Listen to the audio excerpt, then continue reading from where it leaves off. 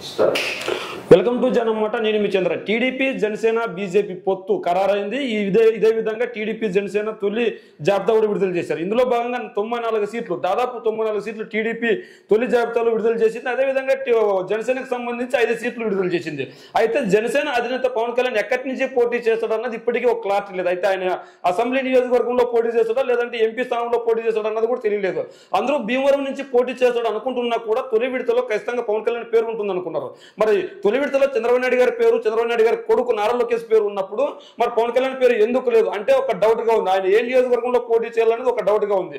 మరి వచ్చే ఎన్నికల పరిస్థితి మరి టీడీపీ జనసేన గెలుపోవడంలో ఎలా ఉన్నాయి? మరి టీడీపీ ప్రకటించిన 94 స్థానాల్లో మెజార్టీగా ఎక్కువ గత ఎన్నికల్లో 2019 ఎన్నికల్లో కావచ్చు, 2014 ఎన్నికల్లో కావచ్చు ఓడిపోయిన స్థానాలని అక్కడ స్థానికంగా అప్పటి నుంచి నమ్ముకుని ఉన్న వాళ్ళకి కేటాయించింది. ఇప్పుడు మనం ఎగ్జాంపుల్ చూసుకుంటే సర్వేపల్లి కాకాని గోవర్ధన్ రెడ్డి వైఎస్ఆర్సీపీకి ఉన్నారు. అక్కడ సోమిరెడ్డి చంద్రమోహన్ రెడ్డి గారిని ఇచ్చారు. సోమిరెడ్డి చంద్రమోహన్ రెడ్డి గారు సర్వేపల్లిలో గెలిచింది లేదు, ఆయన కూడా అక్కడే ఆయనకి కేటాయించారు. అదేవిధంగా రాప్తాడు నియోజకవర్గం చూసుకున్నట్లయితే పరిటాల సునీతకి ఇచ్చారు. గత ఎన్నికల్లో పరిటాల శ్రీరామ్ పోటీ చేసి ఘోరంగా ఓడిపోయారు. 25 సంవత్సరాల చరిత్ర కలిగిన పరిటాల కుటుంబానికి ఆ రాప్తాడులో 25 సంవత్సరాలు గత 2019 ఎన్నికలు మినహాయిస్తే అంతకుముందు ఓటమి లేదు.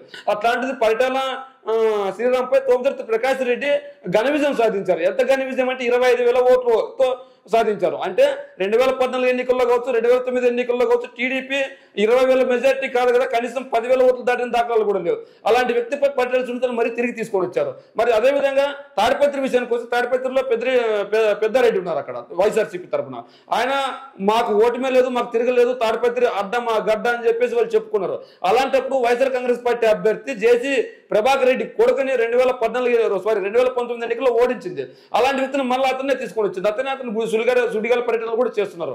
ఏదేమైనప్పటికీ గెలుపే లక్ష్యంగా వైఎస్ఆర్సీపీ ముందుకెళ్తుంటే వాళ్ళని ఓడించడానికి సంసిద్ధంగా వీళ్ళు వెళ్తున్నారు. మరి గెలుపోవడంలో ఎలా ఉంటాయనుకున్నట్లయితే ఖచ్చితంగా వైఎస్ఆర్ కాంగ్రెస్ పార్టీ కూడా మెజార్టీ స్థానాలని ప్రకటించింది. అంటే స్థానికంగా ఏవైతే డౌట్లున్న స్థానాల్లో మాత్రం మార్చింది, మిగిలిన స్థానాల్లో మార్పులు ఉండకపోవచ్చు అని చెప్పింది. అయితే ఖచ్చితంగా 170 ప్రకటించినట్లే. ఈ నేపథ్యంలో వీళ్ళేమో ఇంకా 118 సీట్లు ప్రకటించారు. మిగిలిన సీట్ల పరిస్థితి ఏంది? మరి బీజేపీకి ఇచ్చే సీట్లు ఎన్ని? మరి ఇప్పటికే జనసేన అభ్యర్థులు కొన్ని సీట్లు అడిగి భంగపాటుకు గురయ్యారు. మరి ఈ నేపథ్యంలో వాళ్ళ పరిస్థితి ఏంటి?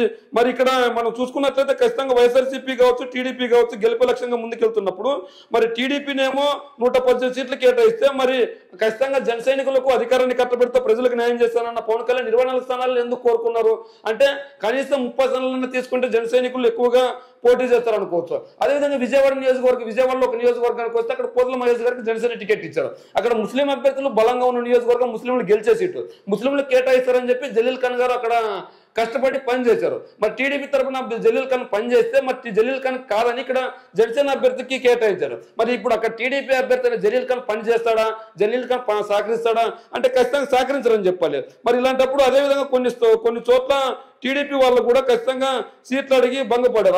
అదేవిధంగా మనం చూసుకున్నట్లయితే టీడీపీ తొలి జాబితాలో సీనియర్లకు దక్కని చోటు, మరి సీనియర్లకు ఎందుకు దక్కలేదు? మరి చీపురుపల్లి నియోజకవర్గానికి వస్తే అక్కడ బొత్స సత్యనారాయణ బలమైన వ్యక్తి, ఆ బలమైన వ్యక్తిపై గంటా శ్రీనివాసుని ప్రకటించారు. అంటే ఈయన కూడా బలమైన వ్యక్తి, ఈయన కూడా ఓటమి లేదు. అయితే చీపురుపల్లి నియోజకవర్గంలో పట్టున్న వ్యక్తి, విజయనగరం జిల్లాలో బాగా పరిచయం ఉన్న వ్యక్తి, విజయనగరం జిల్లాను మొత్తం శాసించగల వ్యక్తి బొత్స సత్యనారాయణ. అలాంటి వ్యక్తిపై గంటా శ్రీనివాస్ గారు నిలబడగలుగుతారంటే ఖచ్చితంగా నిలబడలేరు. ఎందుకంటే బొత్స సత్యనారాయణ గారు స్థానికంగా ఉంటారు, ప్రజా సమస్యలు తెలుసుకుంటారు, ఎప్పటికప్పుడు వారి సమస్యలను పరిష్కారం కోసం పనిచేస్తారు. ఇలా అంటే తలాతోక లేకుండా వీళ్ళు ప్రకటించేస్తారు. ఏ విధంగా వైఎస్ఆర్సీపీ ప్రకటించేసింది మనం కూడా ప్రకటించేయాలని చెప్పేసి వీళ్ళు ఉన్నారు. రాజానగరం టీడీపీ నేత బోండా వెంకటరమణ చౌదరికి మొండి చేయి చూపించారు. అదేవిధంగా అగమగోచరంగా మరి టీడీపీ సీనియర్ నేత బుచ్చ చౌదరి పరిస్థితి ముమ్మడివారం నియోజకవర్గంలో టీడీపీ అభ్యర్థిని ప్రకటించడంతో తీవ్ర అసంతృప్తి వ్యక్తం చేస్తున్న జనసేన నాయకులు, జనసేన కార్యకర్తలు. కొత్తపేట నియోజకవర్గంలో టీడీపీ అభ్యర్థి ప్రకటించడంతో జనసేన వర్గంలో అసంతృప్తి.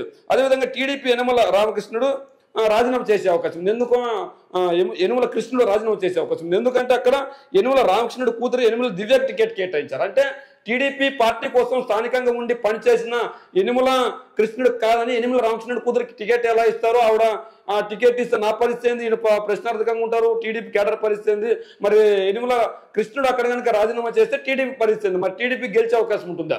యనుమల ఆ ఫ్యామిలీకి ఇచ్చినా కూడా ఈయన స్థానికంగా పనిచేస్తున్నారు, ఈ రెండు కుటుంబాలు వేరు అవుతాయి. మరి ఇలాంటి నేపథ్యంలో వీళ్ళ పరిస్థితి ఏంది? మరి 118 సీట్లు అయితే టీడీపీ జనసేన ప్రకటించినప్పటికీ టీడీపీ జనసేన కేవలం ఇప్పటి వరకు ప్రకటించిన సీట్లు 118 94 సీట్లు వీళ్ళకి ఇచ్చిన 24 సీట్లు జనసేనకి ఇచ్చారు. 24 సీట్లు జనసేనకి ఇచ్చినప్పటికీ ఇక్కడ పరిస్థితి ఏంటంటే 24 స్థానాల్లో 5 స్థానాల్లో మాత్రమే జనసేన ప్రకటించింది. అదేవిధంగా గుడివాడ గన్నవరం విషయానికి వస్తే గుడివాడలో కొడాలి నాని, వల్లభనేని వంశీ వైసీపీకి బ్రాండ్ అంబాసిడర్లుగా ఉన్నారు. రాష్ట్ర వ్యాప్తంగా పేరున్న నేతలు, ఖచ్చితంగా ఇప్పటి వరకు వాళ్ళు ఓటమి చెవిచూడని నేతలు. వీళ్ళకి వలకపూడి రాము గుడివాడ నుంచి వెనగొండ రాము గారికి టికెట్ ఇచ్చారు. అదేవిధంగా గన్నవరం నుంచి యార్లగడ్డ వెంకటరావు గారికి ఇచ్చారు. ఇక్కడ గుడివాడ వెనగొండ రాముకి టికెట్ ఇస్తే అక్కడ టీడీపీ నుంచి ఇంకొక టికెట్ ఆశిస్తూ భంగపడ్డారు. మరి ఆ నేత వెనగొండ రాముకి సహకరిస్తారంటే ఖచ్చితంగా సహకరించే పరిస్థితి ఉండదు. మరి కొడాలి నాని గారు ఏమన్నా బలంగా లేరా, స్థానికంగా ఉన్నారంటే కొడాలి నాని గారు బలంగా ఉన్నారు, స్థానికంగా ఉన్నారు. ప్రజల్లో ఉన్న వ్యక్తి, ప్రజల్లో ఖచ్చితంగా వెళ్లే వ్యక్తి, ఖచ్చితంగా ముందుకు దూసుకెళ్తున్నాడు. ఈ విధంగా కొడాలి నానిపై వెనగొండ రాము నిలబడగలుగుతారంటే ఖచ్చితంగా నిలబడలేరని చెప్పాలి. అదేవిధంగా గన్నవరం విషయానికి వస్తే జగన్ గారి గాలిలోనే గెలవలేని వైఎస్ఆర్సీపీ అభ్యర్థి ఇప్పుడు ఆ వైఎస్ఆర్సీపీ పార్టీకి రాజీనామా చేసి టీడీపీలో ఉన్నారు. టీడీపీలో ఉన్న అక్కడ టికెట్ సాధించుకోగలిగారు. మరి పరిస్థితి ఏంది? మరి టికెట్ అయితే సాధించుకోగలిగారు. టికెట్ సాధించుకున్నా కూడా మరి వల్లభనేని వంశీపై యార్లగడ్డ గారు పోటీ చేస్తున్నారు, యార్లగడ్డ వెంకటరావు గారు పోటీ చేస్తున్నారు. మరి 2014, 2019 ఎన్నికల్లో అక్కడ వైఎస్ఆర్సీపీ గెలిచిన దాఖలాలు లేవు. 2014లో ఓడిపోయింది, 2019లో ఓడిపోయింది. జగన్ గారి గారిలో కూడా అక్కడ గన్నవరంలో వల్లభనేని వంశీపై యార్లగడ్డ వెంకటరావు గెలవలేకపోయారు. ఈ నేపథ్యంలో అక్కడ ఆయనకైతే టికెట్ అయితే తెచ్చుకోగలిగాడు. మరి టికెట్ తెచ్చుకున్నప్పటికీ అక్కడ గెలిచే పరిస్థితి అంటే ఖచ్చితంగా గెలిచే అవకాశం లేదు. మరి గన్నవరం కావచ్చు, అదేవిధంగా కొడాలి నాని నియోజకవర్గం కావచ్చు, రెండు కూడా వైఎస్ఆర్సీపీ కంచుకోవడంలో వైఎస్ఆర్సీపీ విజయం సాధించే అవకాశాలు ఉంది. మరి విజయవాడ సెంట్రల్ కావచ్చు, విజయవాడ ఈస్ట్ కావచ్చు, విజయవాడ వెస్ట్ కావచ్చు, ఇక్కడ గద్ద రామ్మోహన్ రావు గారికి దేవినేని అవినాష్ గారు బలంగా ఉన్నారు. సేమ్ సామాజిక వర్గం బల రెండు ఈక్వాలిటీ ఉంది. అదేవిధంగా ఇక్కడ ముస్లిం అభ్యర్థి స్థానంలో ఈయన కేటాయించారు. ఎవరికి? పోతుల మహేష్ గారికి కేటాయించారు. మరి అక్కడ జనసేన అభ్యర్థికి టీడీపీ అభ్యర్థి బలంగా ఉన్నాడు, టీడీపీ గెలిచే అవకాశం ఉంది. అక్కడ ఆయన కూడా టీడీపీకి కాదని జనసేనకి ఇచ్చారు. మరి ఇక్కడ వైఎస్ఆర్సీపీ గెలుపు ఈజీ అయిపోతుంది. అదేవిధంగా ఇక్కడ బోండా ఉమాకి ఎవరిని తీసుకొని వచ్చారు? వీళ్ళు వెల్లంపల్లి శ్రీను గారిని తీసుకొని వచ్చారు. వెల్లంపల్లి శ్రీను గారి టికెట్ మార్చిన వెంటనే స్థానికంగా గ్రౌండ్ లెవెల్లో పనిచేసుకుంటూ ప్రజల్లోకి వెళ్తూ ఖచ్చితంగా అందరినీ కలుపుకొని వైఎస్ఆర్సీపీ నాయకుల్ని, టీడీపీ నాయకులు ఇద్దరిని పక్కన పెట్టి సామాన్య ప్రజలను పలకరిస్తూ సామాన్య ప్రజలు నాకు ఓట్లేస్తారు, సామాన్య ప్రజలు నన్ను గెలిపిస్తారని ముందుకెళ్తున్నారు. ఇది ఇలా ఉంటే మరి బీసీలపై పోటీ చేయనున్న నారా లోకేష్ ఈ రోజు బీసీ వ్యక్తికి వైఎస్ఆర్సీపీ టికెట్ ఇస్తుందని మంగళగిరిలో అనౌన్స్మెంట్ చేసింది. గంజి చిరంజీవి గారి పేరు కూడా అనౌన్స్మెంట్ చేసింది. మరి అదే గంజి చిరంజీవి గారి పైన ఆయన బీసీ నేత, మరి బీసీ నేత అయినప్పుడు ఆయన ఎలా పోటీ చేస్తారు బీసీ నేతపై?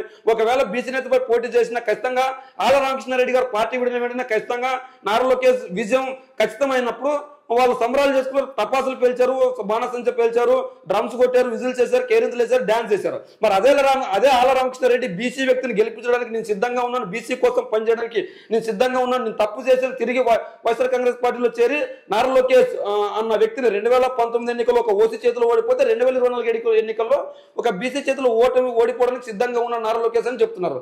మరి అదేవిధంగా కొన్ని చోట్ల బలమైన చోట్ల కూడా వైఎస్ఆర్సీపీ బలహీనంగా ఉన్నా కూడా అక్కడ బలమైన వ్యక్తులు కేటాయించినప్పటికీ అక్కడ గెలిపే లక్ష్యంగా వైఎస్ఆర్సీపీ ముందుకెళ్తుంది. మరి వైఎస్ఆర్సీపీ ఏమైనా తక్కువ వేసిందా అంటే ఇక్కడ పులివెందుల కావచ్చు, కుప్పం కావచ్చు, ఇలా అన్ని నియోజకవర్గాల్లో పోటీకి అందరినీ వచ్చారు. అయితే ఇక్కడ చిక్కొచ్చింది ఏంటంటే పవన్ కళ్యాణ్ నియోజకవర్గం ఏది? పవన్ కళ్యాణ్ అసెంబ్లీ బరిలో ఉంటాడా లేక పార్లమెంట్ బరిలో ఉంటాడా? ఇట్లా అయోమయంలో ఉంది. ఇక్కడ వైఎస్ఆర్సీపీ నుంచి పులివెందుల నుంచి జగన్మోహన్ రెడ్డి, అదే కుప్పం నుంచి చంద్రబాబు నాయుడు గారు, యువ నాయకుడు నారా లోకేష్ మంగళగిరి నుంచి. మరి పవన్ కళ్యాణ్ సీట్ ఎక్కడ? మరి పవన్ కళ్యాణ్ సీట్ లేదా? మరి పవన్ కళ్యాణ్ పోటీ చేయడా? మరి అసెంబ్లీ బరిలో ఉంటుందా, పార్లమెంట్ బరిలో ఉంటారని ఒక అయోమయంలో ఉంది.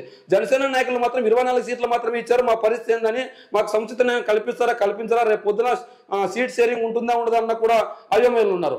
ఏదేమైనప్పటికీ టీడీపీ జనసేన పొత్తులో 118 సీట్లు ప్రకటించింది. బీజేపీ కూడా పొత్తులో ఉంటుందని చెప్పింది. మరి బీజేపీకి ఎన్ని సీట్లు కేటాయిస్తారనేది ఒక స్పష్టత అయితే రాలేదు. జనసేనకైతే 24 సీట్లు ఇస్తారని చెప్పింది. 3 ఎంపీ స్థానం అయితే ఖరారు అయినట్లు మనకు తెలుస్తుంది. మరి టీడీపీ జనసేన ఈ సీట్లలో పోటీ చేస్తే మరి బీజేపీ సీట్లు అయింది. మరి బీజేపీ ఏ సీట్లు ఆశిస్తుంది? బీజేపీలో నాయకులు కూడా ఎక్కువగా ఉన్నారు. మరి ఆ నాయకులు ఎక్కువగా ఉన్న చోట వాళ్ళు 15 సీట్లు ఆశిస్తారా, 25 సీట్లు ఆశిస్తారా అన్నది ఒక ప్రశ్నార్థకంగా ఉంది. మరి టీడీపీ ఈ 94 సీట్లలోనే పోటీ చేస్తుందా, మిగిలిన సీట్లన్నీ బీజేపీకి ఇస్తుందా? ఇట్లా అయోమయము ఎన్నో విలువైన ప్రశ్నలు అయితే ఉన్నాయి. మరి ఈ ప్రశ్నలన్నిటికీ కాలమే నిర్ణయిస్తుంది. మరి వచ్చే ఎన్నికల్లో టీడీపీ జనసేన అభ్యర్థులను విడుదల చేసింది, వైఎస్ఆర్సీపీ అభ్యర్థులను కూడా విడుదల చేసింది. మరి వచ్చే ఎన్నికల్లో గెలుపు ఎలా ఉండబోతుందో మీ కామెంట్ రూపంలో తెలియజేయండి.